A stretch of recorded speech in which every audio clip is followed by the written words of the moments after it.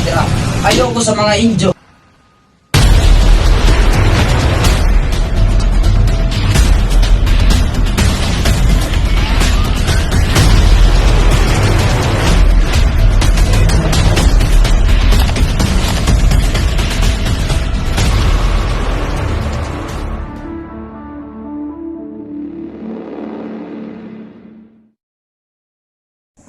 Mga pangarap, mga liwanag at dilim, sa kapanauhan ng kadiliman, marahil ay marami ang nagdurusa, maraming tahimik, ngunit napapahamak.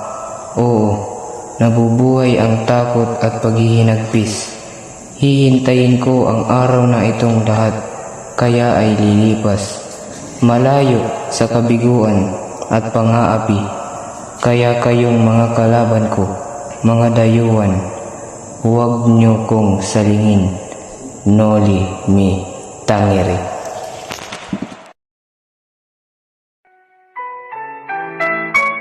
Alamin ninyo ang kwento ng mga taga San Diego. Maraming malungkot, masungit, marami rin ang nagsasaya parang walang problema. O di kaya'y nagkukunwaring walang problema.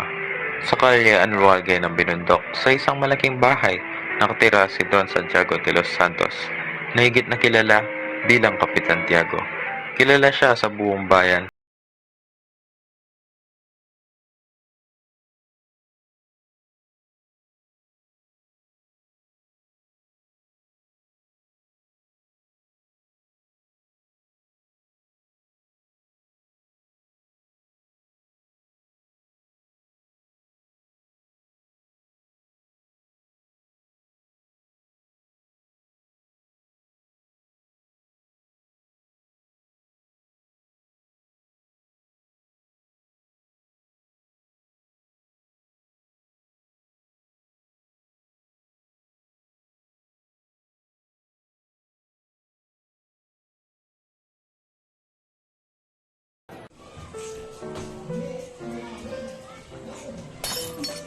Jesus Maria Joseph, mag-ingat nga kayo dyan mga bulagsak.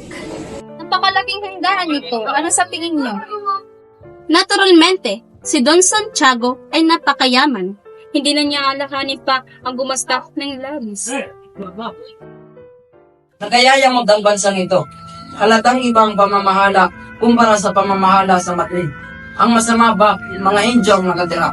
Ayoko sa mga Indio. Magdahan-dahan kayo dyan ang damas. Pagkat nasa ilalim tayo ako kung hindi sa inyo. Tama siya, Reverensya. Baka magdamdam si Kapitan Tiago. Huwag kayong mag-alala. Matagal nang hindi tinuturing ni Tiago ang kanyang sarili bilang isang Indio. Malayong malayo na siya sa mga ganoong walang ganang na tao. Sigurado namang hindi naman kasing saklap ang nangyari sa inyo ang sa amin. Nako, nagsasayang lang kayo ng pira sa pagpunta rito. Wala kayong ibang kakainin kundi tinulak at matutulog ng hindi nasisiyahan.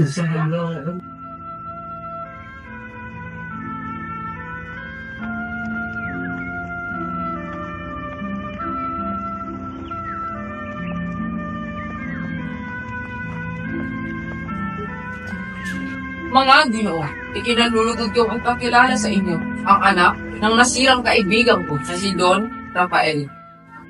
Siya ay si Juan Crisostomo Ibarra. Ikinalulugod ko po kayong kilalang lahat.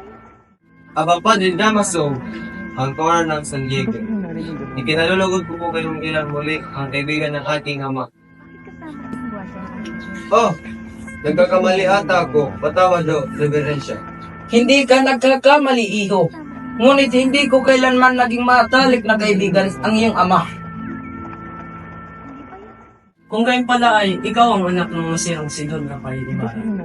Naway ang kasiyaang pagkait sa iyong ama ay makasaya. Gracias, Senyor. Isang mabuti ang iyong ama, malimit ko nung nakasama. Pero napagtanto ko na matapat at kagalang-galang na mamamayan ng Las Philippines. Mga binibining na kinalulugod kong ipakilala sa inyo si Juan Crisostomo Ibarra. Marupati ninyong gayahin tradisyon sa Alemania. Ikinalulugod ko kayong makilala. Kung nga pala si Juan Crisostomo Ibarra. Kahit na magaganda ang mga kababaihan sa daga Europa, wala pa rin parang tatalo sa ating bansa.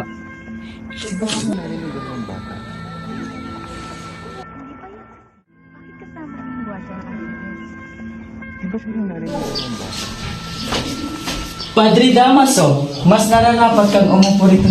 Hindi na, dahil ikaw ang bagong Cora.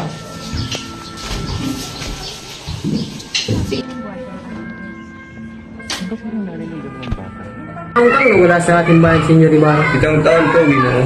Kapag sa sultan mo, anong nagustuhan mo at tumatak sa isip mo? Bukod sa inang Espanya, wala na akong nakaibigan pa sa ating bansa.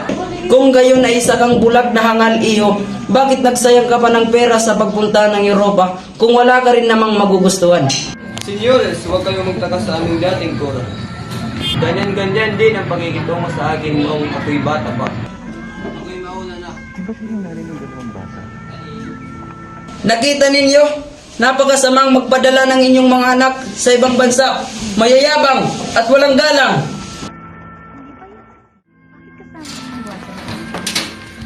Sandali lamang, Ginoo. Pumanin po, Tenyente. Ano pa ang iyong problema? Ikinagagala kong muling makita ang anak ng yumaong si Don Rafael. Subalit, huwag sana sasama ang iyong loob. Dahil sa palagay ko may kinalaman si Padre Damaso sa pagpunta niyo. O Padre, Naririnig ko ang aking pangalan, mga Ginoo.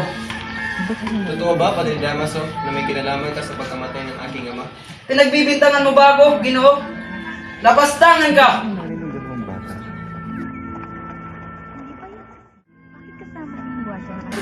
Krisos ka mo.